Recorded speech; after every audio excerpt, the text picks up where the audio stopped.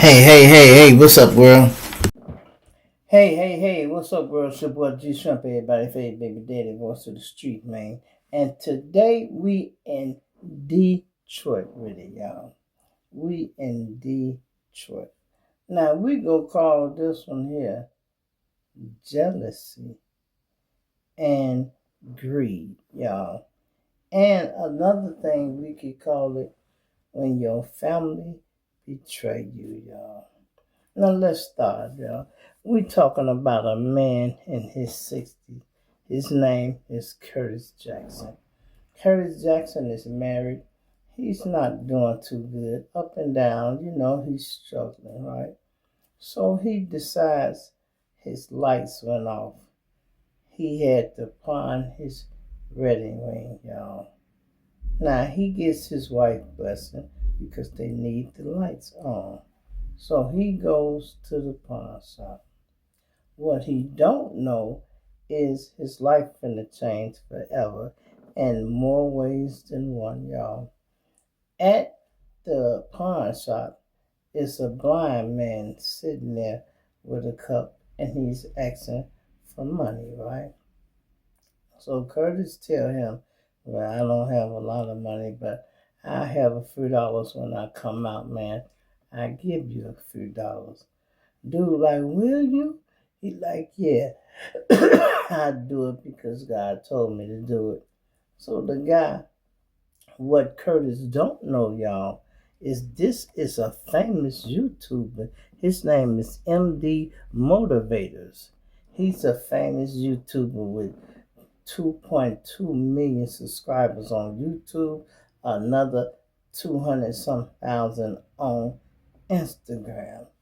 So he's doing this to see who do things kind and then he reward them. But Curtis don't know this, y'all. So when he come out, he say, here, man. And the guy say, hey, why did you do that for me, man? He said, man, God told me to. He said, so he said, I'll be all right. Come up, I'll be all right. And dude, like, you know what? No, don't worry about it. He said, actually, my name is Woo. He wouldn't have told him who he was, right? He give him $1,000 the first day, right? So naturally, when he goes back and upload the clip onto his YouTube channel, I told you he got a lot of subscribers. They all sent in a few dollars. The man come back 2 days later and give Curtis $100,000, y'all, cash. Then while he giving him the 100,000, that was for him. He come up with 5,000 out of his own pocket and gave that to him, y'all. If that wasn't enough, the pawn shop, feeling generous, they get involved. They give him $25,000, y'all, right? And then here it is, some car dealer decides to donate him a brand new truck. And you would think, oh my God, thank you, Lord, I'm blessed, right? But you always got people hating on you. And it's not just anybody, it's the people close to you, y'all. Let me let y'all check this here out. And we go get right into this.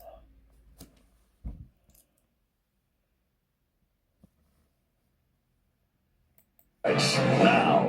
Well, tonight on The Edge, a feel-good story turns real ugly after a Detroit man is gifted $100,000 from a famous YouTuber. The Detroit man claimed that he was kidnapped and nearly killed. It's a story Fox News' Jessica Dupnack has been following it and joins us now live with an update. Jessica, take us through this because there are some layers.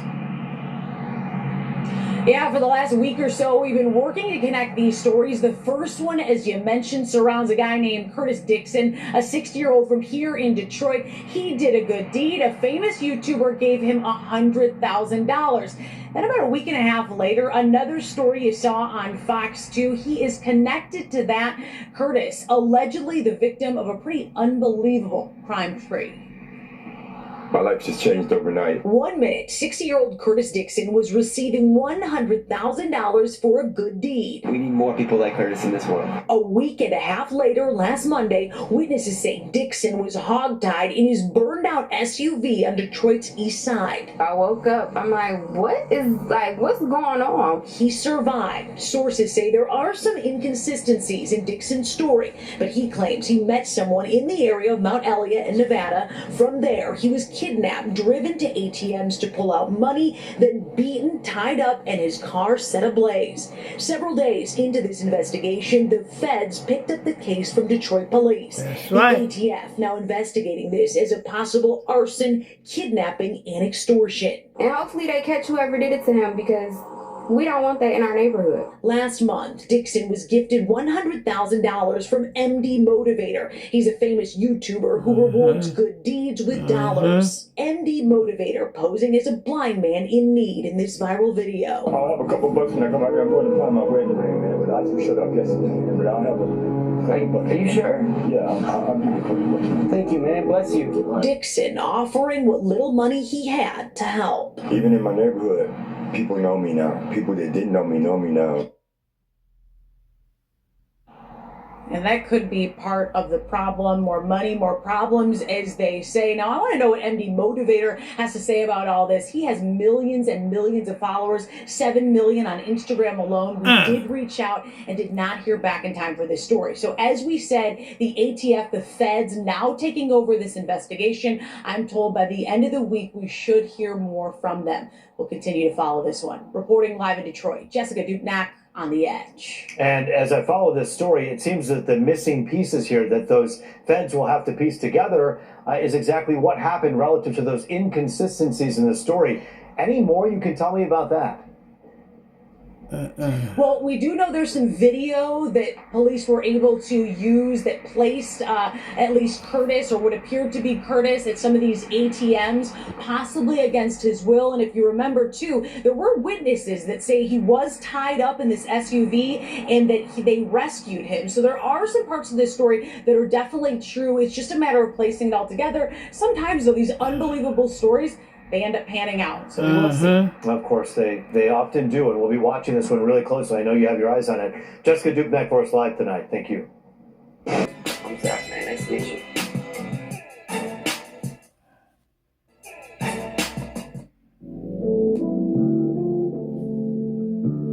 On the Troy King Show. You got a water, a couple bucks?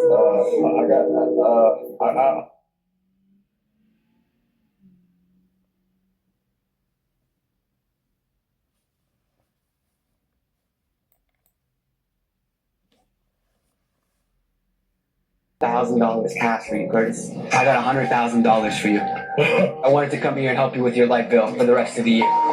On behalf of American Jewelry and Loan, we'd also like to present you a check of $2,500. Got you a brand new car. My life just changed overnight. 1 minute, 60-year-old Curtis Dixon was receiving $100,000 for a good deed. We need more people like Curtis in this world. A week and a half later, last Monday, witnesses say Dixon was hogtied in his burned-out SUV on Detroit's east side. From there, he was kidnapped, driven to ATMs to pull out money, then beaten, tied up, and his car set ablaze. Several days into this investigation, the feds picked up the case from Detroit police. The ATF now investigating this as a possible arson, kidnapping, and extortion. Yo, you too, to do anybody like that, but especially somebody in their own family. And like I told you all in the first video I done roughly almost 3 weeks ago, it was somebody that was kin to Curtis that did this, or it was a friend, or it was someone that lived nearby. Because the way the situation played out, only someone that knew his location could have set him up and robbed him the way that they did. But it's a great thing, once again, that they did not kill him and also his wife. But like I tell you all, sometimes in life, your family can be the worst. And now on one hand, one would think that Curtis Dixon's family and also his friends would be happy for the man, since the man was already struggling and he made a come up. But as I break this story down, you're going to see why I tell you all that sometimes your family can be your worst enemy, and they also can be the main ones that be jealous of you. But you have people who want to take everything you got. Let's begin. 5 people are facing charges of conspiracy to commit kidnapping. They appeared in court this morning. Investigators say they are among the accused, and they are some of the victims' own family members. After finding the man's SUV torched on Labor Day, the ATF is now naming 5 suspects in the alleged plot to kidnap, abduct, and hold the man and his wife for cash. Roland Terrell Chapman, the victim's nephew, Laker Lopez Martinez, Aisha Ann Stroman, Daniquia Janice Stroman, who investigators say may also be a relative, and Kenneth Paul Anderson. In our family, there were 5 individuals who helped plan and carry out this robbery against Curtis Dixon. But what's even more sad and trifling is the fact that his own nephews, yes, his own nephew, because they only named one, his own nephews set the whole damn thing up. Starting with the one that's in the Wayne County jail right now. He's the main one who planned this whole attack out. Now, you would think that if you're already in jail, you're in jail for what? Already getting in trouble, you would sit your ass down somewhere. You wouldn't be sitting out here trying to plot and plan to rob your own uncle. Think about that. But this goes to show you, though, how low down your own people can be. Now, you would think that if the nephew needed some money or anything like that, as long as it's not too much, Curtis would have happily gave him the money. But like I told y'all a few minutes ago, you got some people that you are kin to, they want to take everything you got because, number one, they're jealous of you, and they also look at you as if you don't deserve your blessing or whatever it is that you got. Sooner or later, you're going to see the real them. And money always make the real person comes out, no matter how much people try to pretend. Because to prove my point, go from having nothing to having a lot of money or a lot of material things, and guess what? That's right. True colors will come out, and you're going to see people for exactly who they really are. And let's continue. Agents say they spent 1 month gathering evidence, which included phone calls between Chapman, his brother who's in jail, and mom discussing the large sum of money. Now think about this, you all. Why would the mom, Curtis Dixon's own sister, why would she be discussing his money with the nephews, especially the nephew that's in jail? Think about that, because that's the main one who once again set this whole plan up into motion. Now, why would she sit up there and discuss this man's blessings or whatnot? I mean, it goes to show you how low down some people can be. And now the first phone call took place August the 22nd because they have all these calls logged in, where it has Curtis Dixon's nephew, who's already in jail, the Wayne County jail that is, talking to his brother, which happened to be Curtis Dixon's other nephew. And that conversation has the nephew that's in jail telling his brother that he's trying to figure some S out, which means, you know, SHIT out. Then he goes on to say, I need some racks real quick. I'm tired of this ish. You get what I'm saying? Now, racks mean money, of course. And then they made a follow-up phone call August the 24th because they had multiple phone calls planning this whole robbery and kidnapping out. Now, it also says in the second phone call that took place August the 24th, it has the nephew that's in jail telling his other brother, twin, it's time to come out of retirement. And then it has the other nephew saying, hey man, I can get a couple portions of those dollars. And while the two brothers was on the phone, they also had their mom on the phone listening. And to the mom, Curtis Dixon's sister, you mean to tell me that you're hearing what your son's saying about Curtis Dixon as far as twins trying to come out of retirement? What did you think your children was talking about? What did you think they were saying? Did you think they was talking about making cookies or something like that? Hell no. They talking about robbing your brother. Think about that. So once again, you sitting on the phone listening to the conversation. Why didn't you tell them no? Why didn't you hang up the phone? Because it was a 3-way call. Why sit up there and allow your sons to carry out this attack, this robbery? So once again, this goes to show you all just how low down and trifling your own family can be. It be people who you wouldn't even think of. Let's continue. Agents say on December 1st, Lopez Martinez told the man she was having car trouble and needed a ride. Once they arrived on Detroit's east side, more suspects allegedly appeared with guns. That's when investigators say the attackers tied up the victim, pulled his shirt over his head, robbed him, and threatened to kill his wife.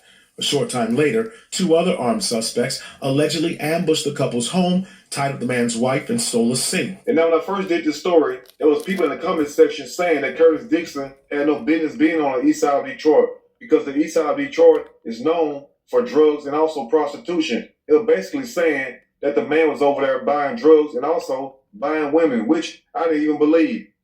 But as you all heard the news reporter state, Curtis Dixon was lured over there by Lopez Martinez because she told him that her vehicle had broken down. So it goes to show you, this man was still trying to be nice. He didn't have to pick that woman up in his new SUV or whatnot.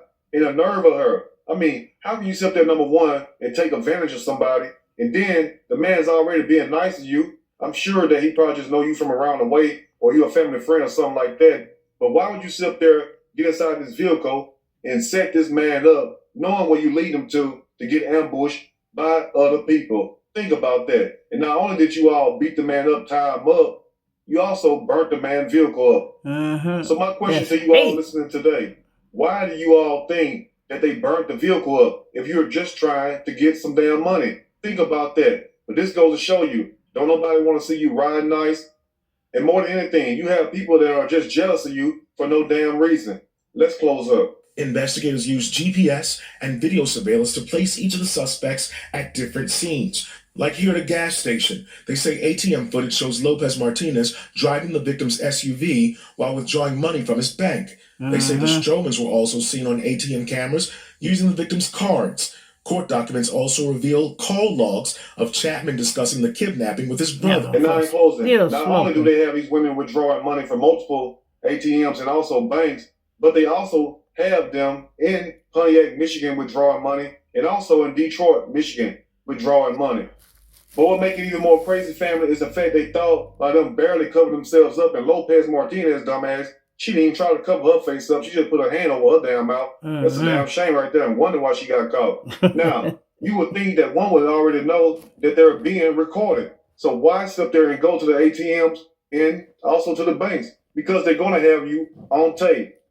But anyway, you all let me know what you think about this story. If there's anything I may have missed or misinformed, which is not my true intent, please let me know in the comment section, or you can email me and we can talk about it more there. If you like the video, push that like button. If you like the video, subscribe to the channel. Become a channel member. Also share the video with your family and friends. Till next time, you all stay blessed, and I will see y'all soon. From a light bill and everything, but I'm be all right.